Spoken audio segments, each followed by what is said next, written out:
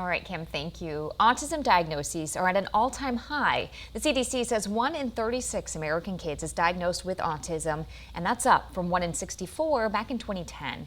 SSM Health neuropsychologist Dr. Nancy Viscovich is here to talk about how we're seeing more autism than ever before. Thank you so much for joining us once again. It's good to have you back. Yeah, thanks. So what is causing this? Is there really an increase in autism, or are we just better at diagnosing this? I think there's a lot of things that are going on. I do feel like we're better at diagnosing. I think that more and more people, because of increased awareness of autism, more people are specializing, and there's a lot more training, and there's a lot more access. I think that's a big one too. There's many more providers, and even with autism providers that are now doing the testing themselves, there's more access. I think there's also a lot more awareness. You know, we also have to keep in mind that our diagnostic manual does change over the years, and so maybe 20 years ago someone would not have met criteria, but they meet it now.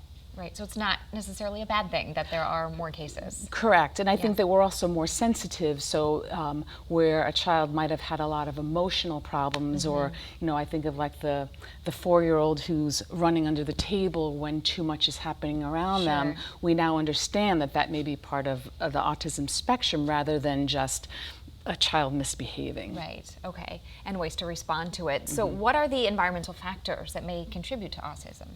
Well, a lot of the factors we don't really know. There's just, it is very heritable, so there's a lot of times if there's a family member who maybe has subtle symptoms, you know, so it does run in families, that we do know. I think that also there are other factors like prematurity is a known risk factor for autism, and so babies, thankfully, with, you know, the wonderful medicine that we have, that babies are being born at 25 weeks and living, and so they're just going to have a higher risk of autism. Sure, and autism can look very different from one person to the next. What's the best thing a parent can do when they get that diagnosis? Well, you know, what I usually say to parents is the child who came into my office is the same child who left or who is leaving my office. The only difference is they're getting a diagnosis that will open the door for a lot of intervention, and we are blessed in Wisconsin to have just an amazing system, that there's so much support for parents. Well, especially in the Madison area. I know families who have children with autism, and there are so many resources for them, and ways to keep the kids on track, and to be amazing resources for them. Yes, and we do know that the earlier the intervention, the much better the outcome. So a lot of times it can be like from 26 to 40 hours where a provider will come into the family's home and work with the child, the siblings, the parents.